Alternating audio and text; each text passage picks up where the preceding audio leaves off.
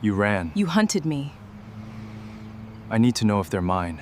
You think I'd lie about something like that? I think everyone in my world lies. I need proof. Who are you? Someone trying to figure out the truth. My mom doesn't lie. It's true. I need a paternity test for all of them. For all of them. 6, the doctor said again, like I hadn't heard her the first time. You're having 6 babies. I asked her to check the machine twice. She turned the screen toward me and pointed at 6 separate heartbeats blinking where I expected to see one. Have you ever made one small decision in a moment of fear and watched it multiply into something big enough to swallow your whole life? Not as a figure of speech. Literally multiply. That's what happened to me, and by the end of this story you'll understand why I stopped believing in coincidences. Wherever you're watching from tonight, whatever the weather looks like outside your window, just know that somewhere in Georgia, a woman who used to count coins for bus fare found out she was about to become a mother of 6, to a man who didn't even know she still existed. My name is Amara Whitlow. This is the story of how I went from a woman hiding from a Korean crime family to a woman standing in front of that same family with 6 children calling a stranger dad for the first time. If this story holds you, stay until the end. Tell me in the comments where you're watching from and whether you've ever had 60 seconds change the entire direction of your life. Subscribe if you want more. Now let me take you back to where it started. I was 26, working as a bookkeeper for a man named Desmond Carter, who moved money for people who didn't want their money seen moving. I told myself I was just an accountant who didn't ask questions. 6 months earlier, I'd needed a fertility procedure I couldn't afford, and Desmond paid for it. Said he took care of his people. I signed the forms fast because I was scared and grateful, and I didn't read every line. 3 weeks later, Desmond sent me to a hotel downtown to hand off a sealed flash drive to a man connected to a rival organization out of Seoul. He told me it was nothing. He didn't tell me the man waiting in that lobby would be the head of that organization himself, a man named Jin-ho Baek, or that the drive contained something meant to frame Jin-ho's dead father for a murder that was never solved. "You're not the courier I was told to expect," Jin-ho said when I walked in. "I'm exactly the courier you were told to expect," I told him, because confidence covers fear better than silence does. 3 days later, his people raided Desmond's building convinced I'd helped plant evidence against them. A friend called me at 2 in the morning and told me to disappear before they decided I knew more than I did. I left Atlanta with $900 and 2 suitcases. I didn't see Jin-ho Baek again for 14 months. I also didn't know that fertility procedure wasn't what Desmond told me it was. I found that out on a Tuesday morning, fainting in a grocery store parking lot, waking up in an ER being told I was 9 weeks along. 1 baby, the first doctor said.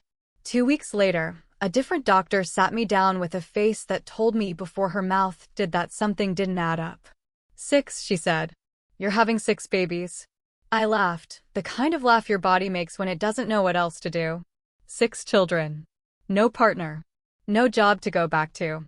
And somewhere out there, a man who believed I'd helped frame his father, with no idea that the children growing inside me were his, conceived not through anything either of us remembered, but through paperwork Desmond signed using a genetic sample taken from Jin-ho months earlier, a sample that should have been destroyed and never was. I didn't know any of that yet.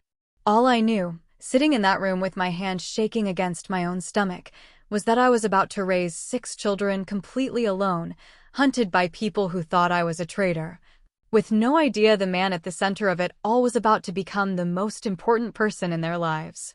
I had the babies in a small hospital outside Macon, far enough from Atlanta that nobody from that world would think to look there.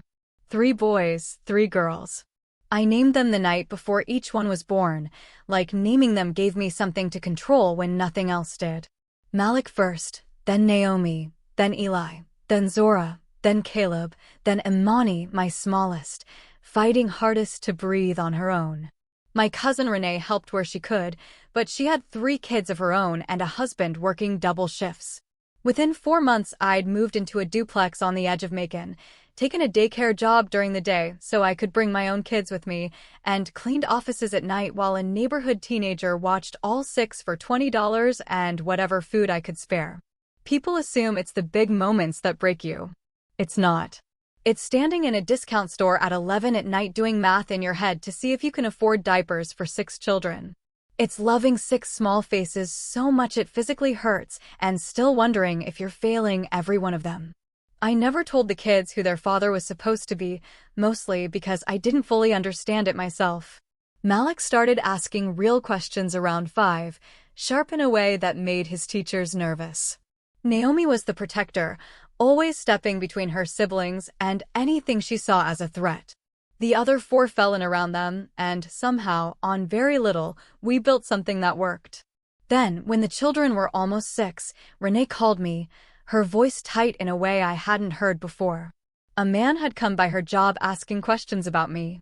Polite. Well-dressed. Asking if I'd had any children. I didn't sleep that night. I called the only lawyer I trusted, a woman named Patrice, who told me to write down everything and say nothing to anyone without her on the phone first. 3 weeks later, a woman walked into my daycare center dressed like she belonged somewhere else entirely.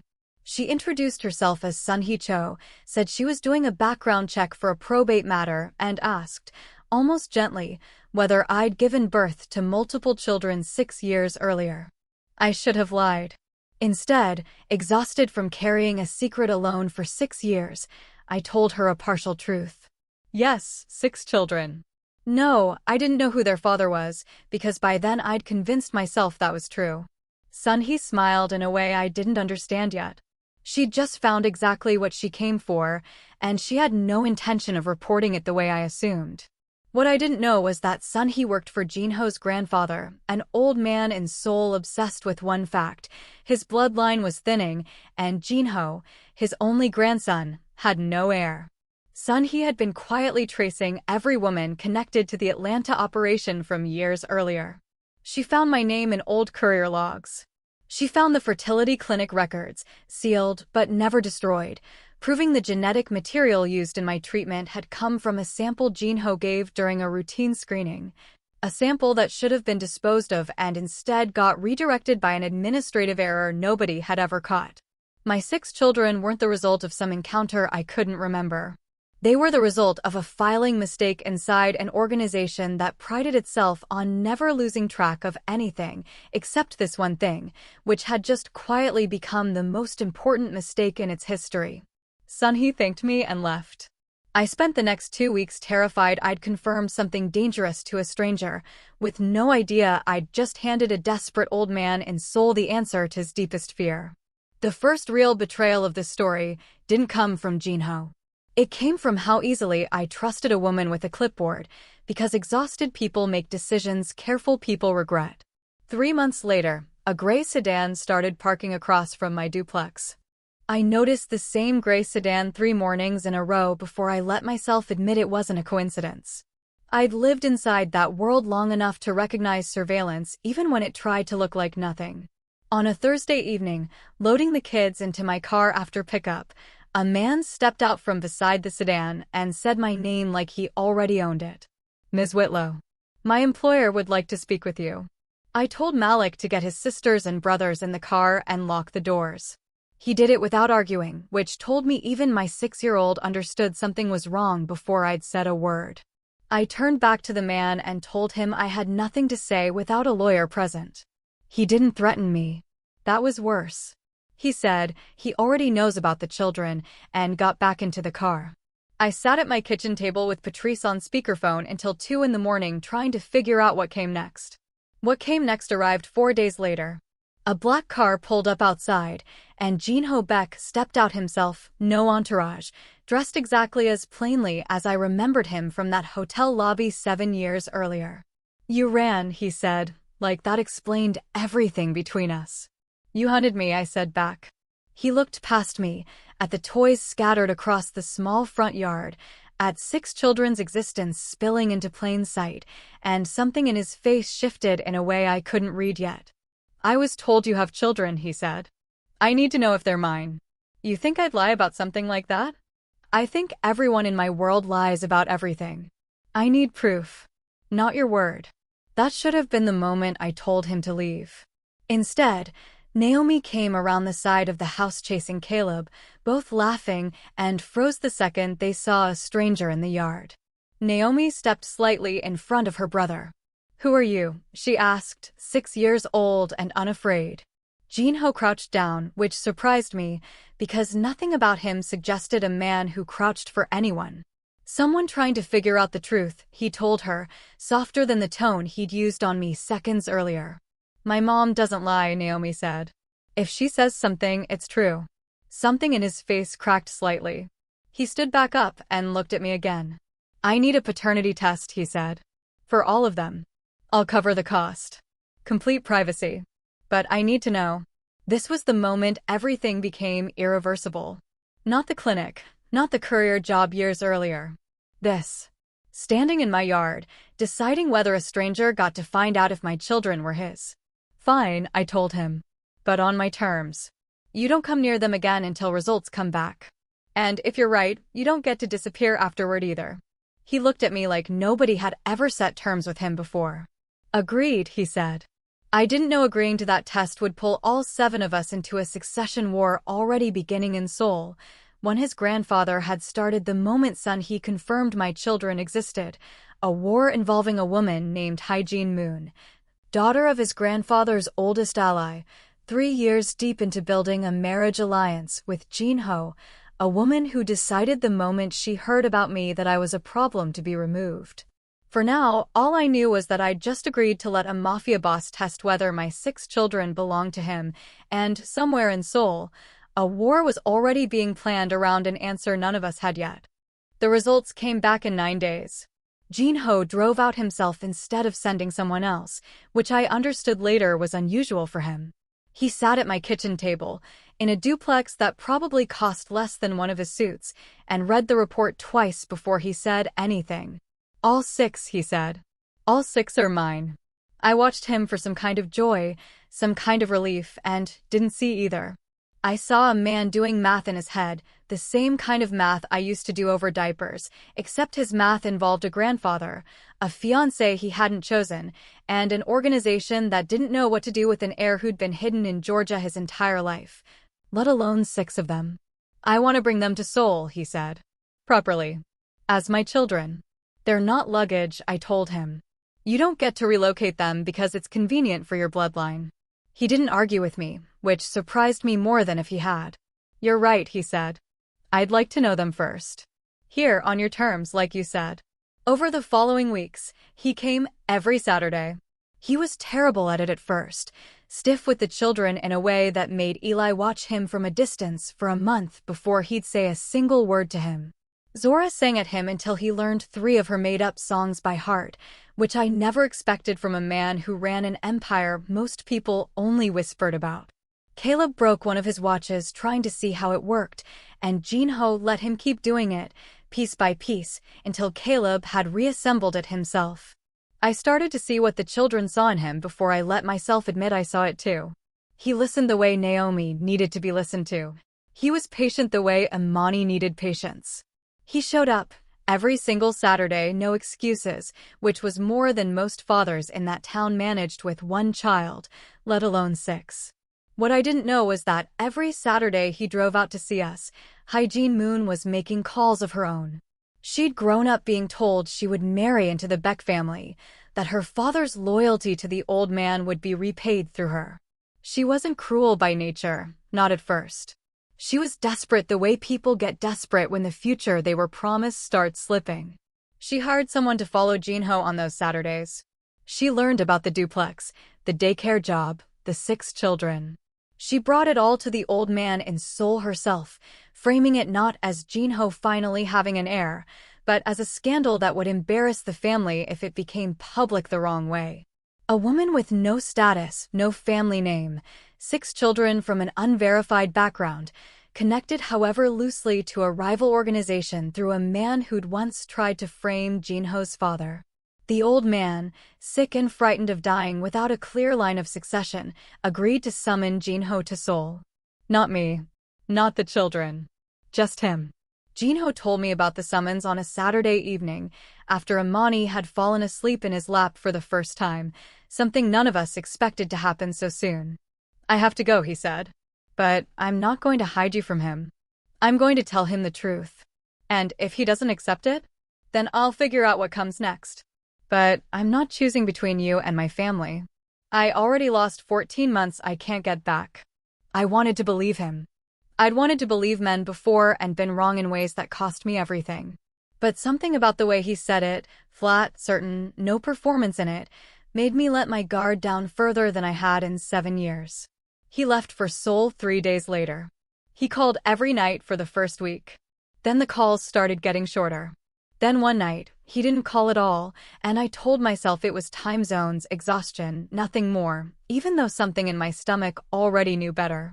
I found out what happened in Seoul from Sun Hee-cho, of all people, the same woman who'd started this with a clipboard and a lie about probate. She called me directly, which she had no real reason to do unless she wanted something. Her voice had changed since the daycare center. Less polished, more careful, like a woman who'd seen something that scared her enough to break ranks. You should know what they're telling him, she said. Hygiene convinced the old man that you were planted. That Desmond Carter sent you to seduce Jinho years ago specifically to produce an heir his organization could control later, that the children were never an accident, that this whole thing was a long con that finally paid off. I sat down on my kitchen floor with the phone against my ear and felt something in my chest go cold and still. That's not true, I said. I know, Sunny said. I'm the one who found the clinic records. I know exactly what happened, and it wasn't a con. But the old man is dying, and dying men don't want complicated truths.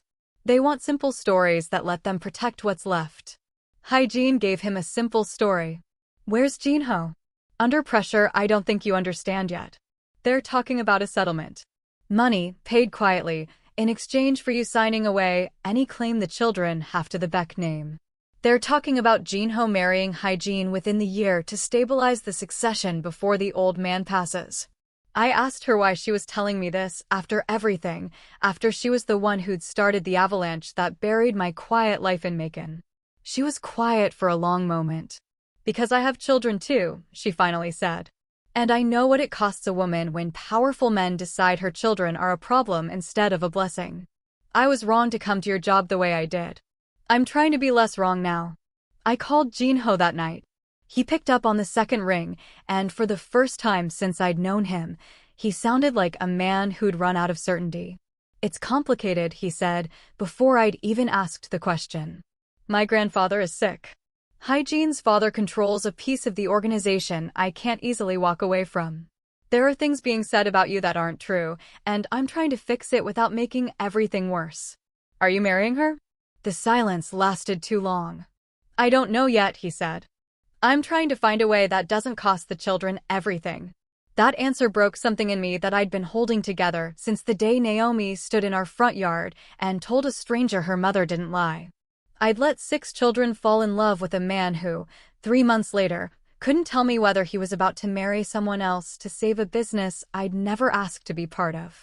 I told him I needed time to think, and I hung up before he could say anything else. What he didn't tell me that night, what I wouldn't learn until much later, was that he'd already refused the marriage outright in front of his grandfather. That the silence on the phone wasn't indecision, but exhaustion from a 6-hour argument that had nearly gotten him removed from his own succession line entirely. He hadn't told me because he was trying to protect me from a fight he hadn't won yet, and in trying to protect me, he let me believe the worst thing I could believe about him. That's the kind of mistake good intentions make. It doesn't feel different from betrayal when you're the one left in the dark. 2 days later, Hygiene Moon herself called my phone, a number she should never have had access to. I want you to understand something, she said, her English precise and cold. Whatever Jinho feels for those children, he will choose this family in the end. Men like him always do. I'm telling you this so you can save yourself the embarrassment of believing otherwise. I asked her how she got my number. The same way I'll get anything else I want, she said, and hung up.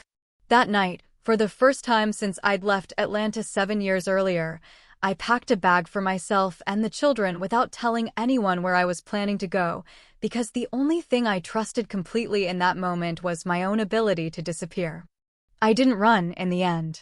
I sat at my kitchen table at 4 in the morning with a packed bag by the door and watched the sun come up, and I thought about Naomi standing in that front yard telling a stranger I didn't lie. And I realized running would make a liar out of me in the one way that mattered most. But staying meant facing what came next, and what came next was worse than I expected. The daycare center let me go 3 days later. The official reason was budget cuts. The real reason arrived in a phone call from my supervisor, who told me, off the record, that someone with serious money had made a donation to the center contingent on certain staffing changes. I didn't need her to say the name. I already knew who could afford to buy my job out from under me without raising her own profile in the process. I lost the night cleaning contract a week after that, the company citing a new client conflict that made no sense unless you understood that conflicts can be manufactured by anyone with enough leverage and enough reason to want a woman financially cornered. Patrice called to tell me a formal letter had arrived at her office from a law firm representing the Beck family's interests, not Jinho personally, proposing what they called a generous settlement. $800,000, paid quietly, in exchange for a signed agreement that the children would have no legal claim to the Beck name, no inheritance rights, no future contact required beyond what I chose to allow. The letter made it sound generous. It read to me like a price tag for erasing my children from a family that had only just found them. I didn't sign it. I also didn't have the money to fight it indefinitely, and Patrice was honest enough to tell me that. 2 weeks into that stretch, Imani got sick, a fever that climbed high enough to land us in the emergency room at 2 in the morning, the same hospital where I'd once gotten the news that changed my entire life. I sat in that waiting room with 5 other frightened children and no job, no income beyond what little I'd saved, watching doctors move around my smallest child with a speed that told me this was more serious than a regular fever. It turned out to be a severe ear infection that had spread, treatable, eventually fine, but in that waiting room I felt something inside me give out completely. I remember thinking, with a kind of clarity that scared me more than the fear itself, that I had built an entire life out of refusing to fall apart, and that night, for the first time since the day I left Atlanta with 2 suitcases, I genuinely didn't know if I could keep doing it. Renee came the next morning and found me asleep sitting up in a hospital chair, Imani's hand still wrapped around my finger. She didn't say anything about the state of the apartment when she drove us home, the unpaid bills stacked on the counter, the refrigerator with less in it than I wanted my children to notice. She just started doing dishes, quietly, the way family does when words would only make things worse. That same week, Jinho finally came back to Macon, unannounced, and found the duplex empty in the middle of the day, because I'd taken the children to Renee's, too proud and too frightened to be found in the state I was in. He waited outside for 6 hours. When I finally came home that evening and saw his car, something in me wanted to turn around and keep driving. I didn't. I got out of the car, and he met me on the front walkway, and for the first time, he looked like a man who had genuinely lost something he couldn't get back through money or power. I refused the marriage, he said immediately, before I could say a word. Weeks ago. I should have told you that night on the phone instead of letting you think I was still deciding. Your family is taking my job, my income, my ability to feed my children. You want me to believe you fought for us while all of that happened anyway. I didn't know about any of that, he said, and the way his face changed told me he meant it. That's Hygiene's father, not me. Not even my grandfather, not directly. I'll fix it. You don't get to keep saying that and have it mean something every time something else falls apart. He didn't argue. He stood there and let me say it, let the full weight of everything land on him without flinching, and somewhere behind me I heard the car door open and 6 small feet hit the pavement, because Renee had pulled up right behind me with the children. And none of them had any interest in waiting for adults to finish a conversation. "Daddy!" Caleb shouted and ran straight into him before either of us could stop it, and Jinho caught him without hesitation, lifting him up the way he'd learned to do over months of Saturdays, and over his shoulder.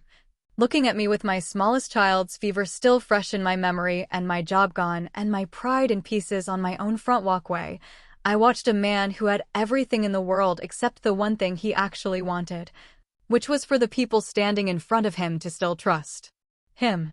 I didn't know yet whether I could give him that. I only knew that whatever happened next, it would have to happen in the open, not in hushed phone calls and quiet settlement letters, because hiding had cost me everything once already, and I wasn't doing it again. Jin-ho didn't leave that night, and for once I let him stay. We sat on the back steps of the duplex after the children were finally asleep, all 6 of them piled into one room because Imani still wanted to be close to everyone after the hospital. And he told me everything he hadn't told me in those clipped late-night phone calls. The 6-hour argument with his grandfather. The moment he told the old man, in front of Hygiene and her father, that he would rather lose his place in the family than lose his children. The way his grandfather had gone quiet for a long time afterward, not agreeing, not refusing, just quiet in the particular way of a man who knew his own time was running out and didn't know what to do with that knowledge anymore. He's not a cruel man, Jin-ho said. He's a frightened one. He built everything he has out of nothing, and he's terrified of it falling apart the moment he's gone. Hygiene gave him a story that made him feel like he could still control how it ends. I gave him 6 children he's never met and a woman he's never met either, asking him to trust something unfamiliar instead. And what did you ask him to do? Meet you. Meet them. Before he decides anything permanent.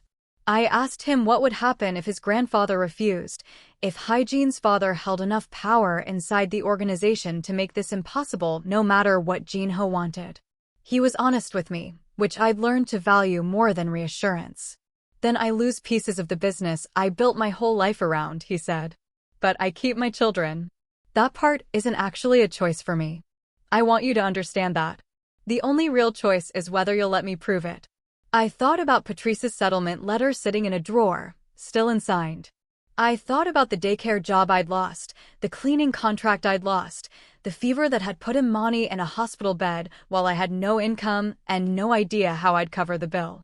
I thought about how easy it would have been weeks earlier to take that $800,000 and disappear somewhere none of them could ever find us again, to choose safety over truth the way I'd chosen it once before when I left Atlanta. I also thought about Naomi's voice in that front yard. My mom doesn't lie. If she says something, it's true. I'd spent 7 years making sure my children grew up believing that about me. I wasn't going to undo it now by running from a fight just because the fight had gotten harder than I expected. I'll go to Seoul, I said. But not quietly. Not as someone asking permission to exist. If your grandfather wants to meet his great-grandchildren, he meets all of them in the open, and he hears the truth about that clinic from someone who isn't your family's lawyer. Who? Sun-hee Cho. She has the records. She's the only person in this whole mess who's actually told me the truth without being forced to. Jin-ho looked at me for a long moment, something working behind his eyes that I hadn't seen from him before, something that looked almost like relief. I can arrange that, he said. What he didn't know yet, what neither of us knew yet, was that Hygiene had already discovered Sun-hee's growing loyalty to me and had spent the past week trying to have her quietly removed from the organization entirely. To bury the clinic records for good before anyone with real authority ever saw them. Sun-hee had preempted that exact move 3 days earlier by making copies, sealed and hidden, anticipating that the woman who'd once smiled at me with a clipboard might need real leverage of her own one day. I also didn't know that the old man, despite the frightened, controlled version of himself that Hygiene had been managing for weeks, had quietly asked one of his oldest household staff to find out, discreetly, what kind of mother I actually was, separate from anything his granddaughter-in-law candidate or his grandson told him. That staff member had been watching in small unnoticed ways, far longer than any of us realized. I packed 6 small suitcases that week, one for each child, and one larger one for myself, and for the first time in 7 years, I wasn't running away from anything. I was walking directly toward the people who had tried hardest to erase me, carrying the only evidence that mattered, 6 children who called a stranger Dad without needing anyone's permission to do it. The Beck estate sat on a hillside outside Seoul behind gates that opened only after 3 separate calls confirmed our car. I'd expected something cold, but the old man had filled the entry hall with a kind of formal warmth designed to remind everyone walking through it exactly how much history they were standing inside. I'd told myself I wasn't going to be intimidated. I held that promise for about 4 minutes until I stepped into a room full of family elders, household staff, and Hygiene Moon standing beside a man I assumed was her father. All of them turning to look at 6 children and 1 woman who clearly didn't belong in the framework they'd built their entire lives around. The old man sat at the head of the room in a chair that wasn't quite a throne but wanted to be one.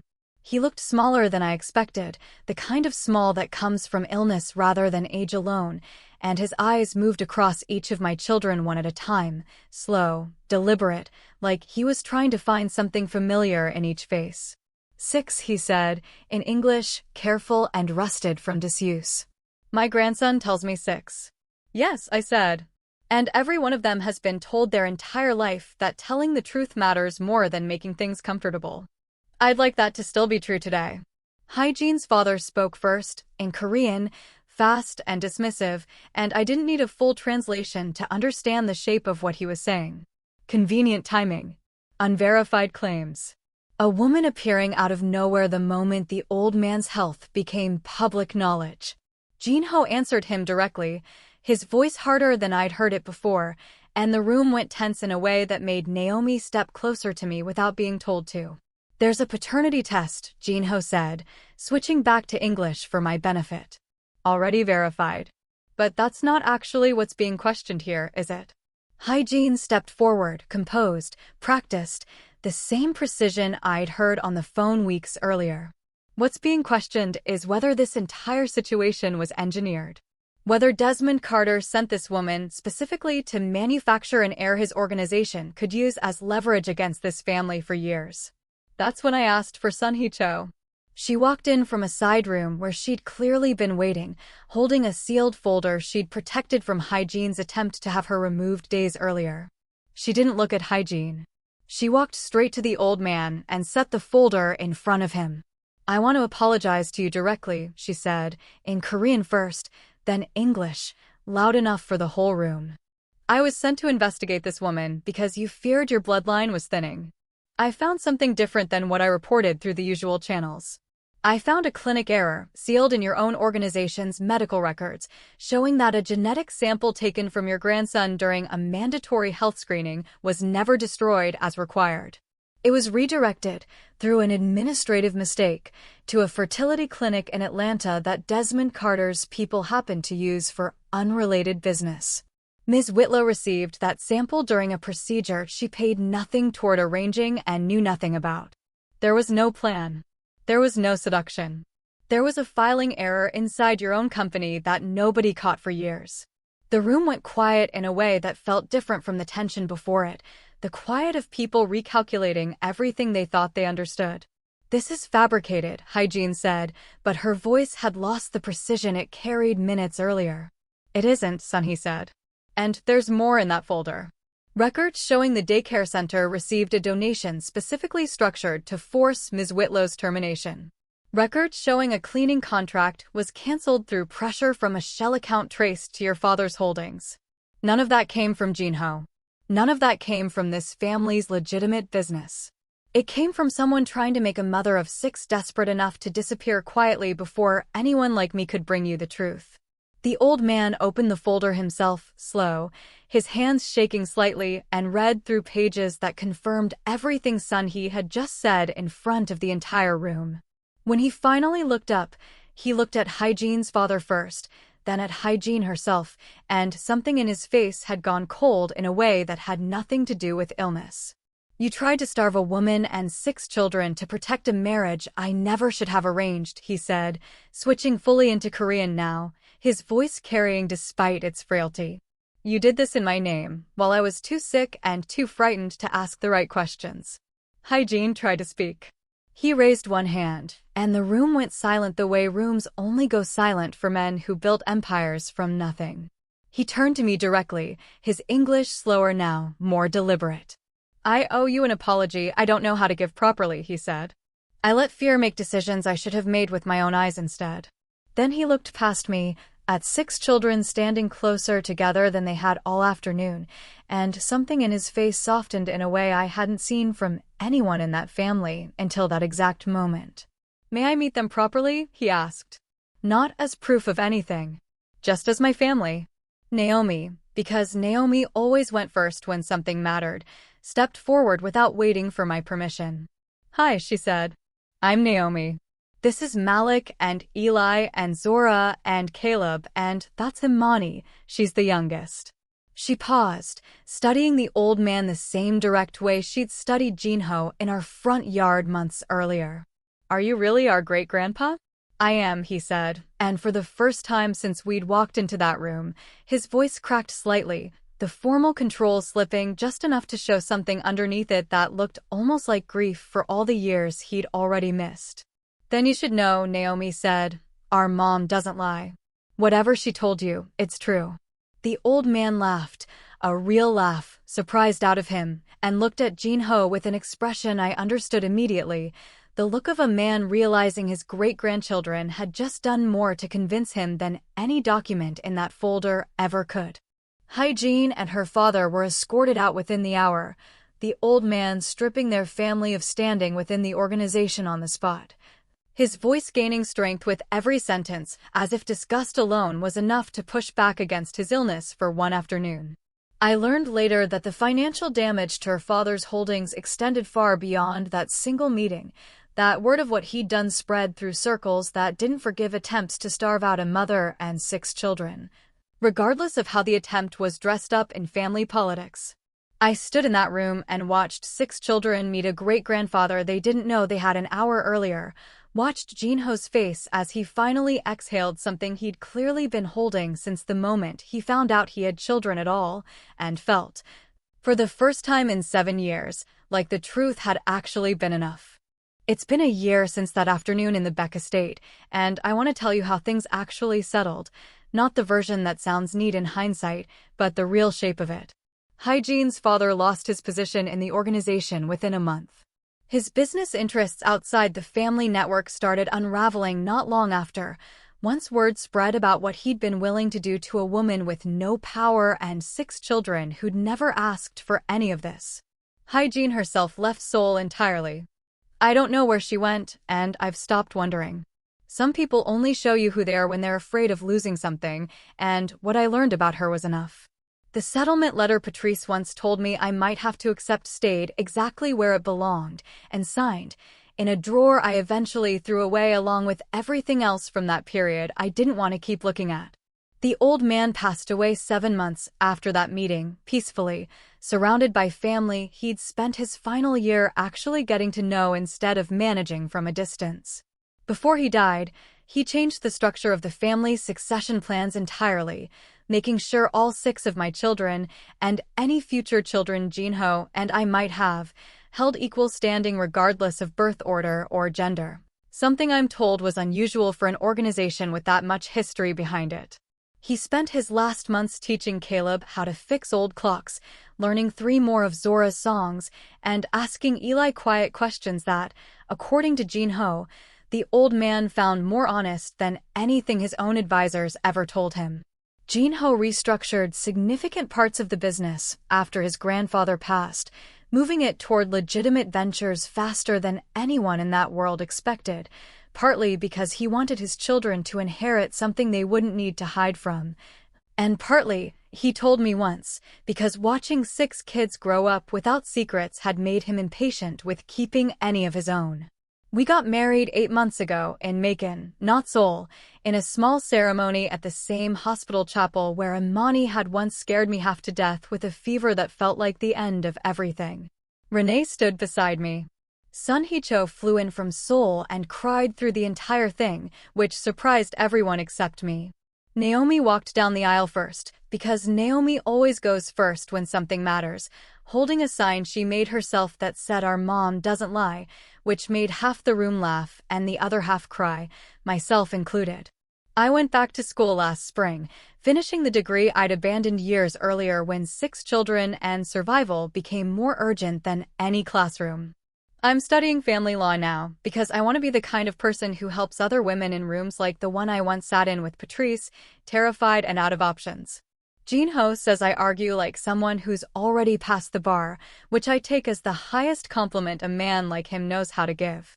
The kids split their time now between Macon and Seoul, depending on the season, and somehow, against every odd that should have made this impossible, they've grown into exactly who they always were, just with more room to be it. Malik wants to study law too, which terrifies and delights me in equal measure. Naomi still protects everyone around her without being asked. Eli watches the world the same careful way he always has, except now he laughs more, especially at his father's jokes, which are admittedly terrible. Zora performs concerts in the living room that nobody but us will ever hear and that I wouldn't trade for any stage in the world. Caleb has taken apart and rebuilt half the appliances in 2 different houses on 2 different continents.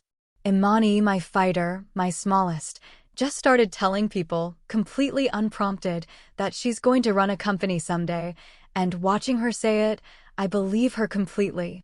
If you've stayed with me through all of this, I want to say something directly to you. Whatever you're carrying right now, whatever decision you made in fear that's grown into something bigger than you ever expected, I need you to know it doesn't have to end the way it started. I spent years believing I had to hide the truth to protect my children. It turned out the truth was the only thing strong enough to actually protect them. Thank you for staying until the end of this one. If it moved you, drop a comment and tell me which part hit you the hardest, tell me where you're watching from, and let me know if you've ever had to choose between safety and truth the way I did. Like this video if you want more stories like it, subscribe if you haven't already, and share it with someone who needs to hear that the truth is allowed to win. I've got another story coming soon, and I think you're going to want to be here for it.